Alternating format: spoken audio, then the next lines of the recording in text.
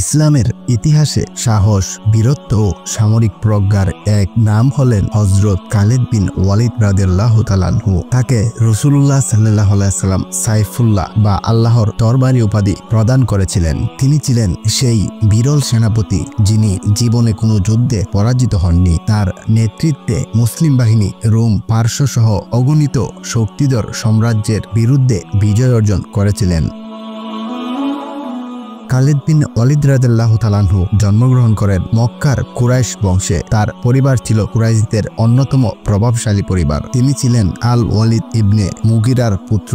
শৈশব থেকেই তিনি যুদ্ধবিদ্যা, ঘোড়াসওয়ার ও তীরন্দাজিতে অসাধারণ দক্ষ অর্জন করেন। খালিদ রাদিয়াল্লাহু তাআলা আনহু প্রথম দিকে ইসলাম গ্রহণ করেননি, বরং মক্কার মুশরিকদের পক্ষে উহুদ যুদ্ধে অংশ নিয়েছিলেন। কিন্তু পরবর্তীতে হুদাইবিয়ার সন্ধির পর তিনি সত্যের আলো চিনতে পারেন। খালিদ রাদিয়াল্লাহু তাআলা আনহু ইসলাম গ্রহণের পর মুহূর্তেই তার জীবন পাল্টে যায়। তিনি ইসলামের জন্য সর্বস্ব উৎসর্গ করার শপথ নেন। মক্কা বিজয়ের কিছু আগে তিনি ইসলাম গ্রহণ করেন এবং রাসূলুল্লাহ সাল্লাল্লাহু আলাইহি ওয়াসাল্লামের সাথে সাক্ষাৎ করেন। রাসূলুল্লাহ সাল্লাল্লাহু আলাইহি ওয়াসাল্লাম তার আগমন দেখে অত্যন্ত খুশি হন এবং ইসলামের সেবায় তার অবদানের জন্য দোয়া করেন। খালিদ রাদিয়াল্লাহু তাআলা আনহু সর্বপ্রথম মুতার যুদ্ধে ৮ হিজরি ইসলামী বাহিনী পরিচালনা করেন। এ যুদ্ধে মুসলমানদের সেনাপতি শহীদ হলে তিনি পতাকা হাতে তুলে নেন এবং অসাধারণ কৌশলে মুসলিম বাহিনীকে রক্ষা করেন। এখান থেকে তার নাম ছড়িয়ে পড়ে।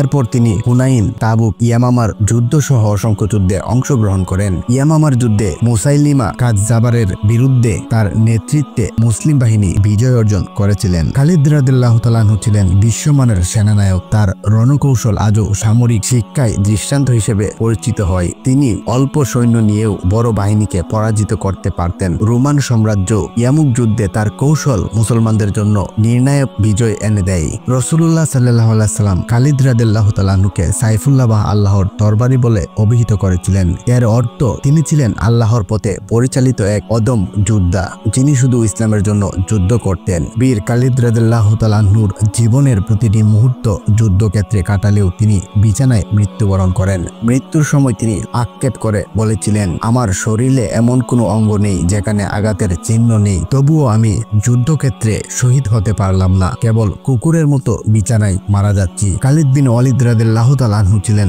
সাহস, প্রজ্ঞা ও আনুগত্যের এক অন্যান্য প্রতীক। তার জীবন আমাদের শেখায় সঠিক পথে ফিরে আসা কখনো দেরি হয় না, আর আল্লাহর পথে অবিচল থাকলে ইতিহাস তাকে চিরস্মরণীয় করে রাখে। মুসলিম বিশ্বের সামরিক ইতিহাসে তিনি আজও অজেয় সেনাপতি নামে খ্যাত।